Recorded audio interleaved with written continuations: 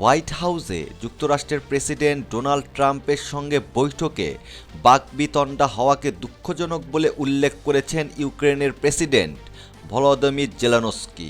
একই সঙ্গে তিনি বলেছেন, প্রেসিডেন্ট ট্রাম্পের বলিষ্ঠ নেতৃত্বের অধীন যত দ্রুত সম্ভব রাশিয়ার সঙ্গে চলমান যুদ্ধের অবসান কাজ করতে প্রস্তুত ইউক্রেন। যুক্তরাষ্ট্র ইউক্রেনের সব ধরনের সামরিক সহায়তা স্থগিত করার পর মঙ্গলবার এক বিবৃতিতে একথা বলেছেন ইউক্রেনের প্রেসিডেন্ট।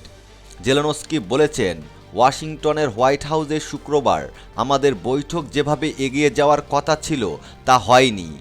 এভাবে ঘটনাটি হওয়াটা দুঃখজনক। এখন সঠিক কাজ করার সময়।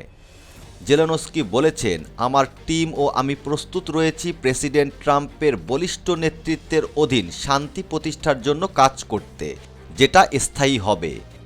যুক্তরাষ্ট্রের সঙ্গে ইউক্রেন যে কোনো সময় এবং যে কোনো শর্তে নিরাপত্তা ও খনিজ চুক্তি করতেও রাজি আছে বলে জানান তিনি।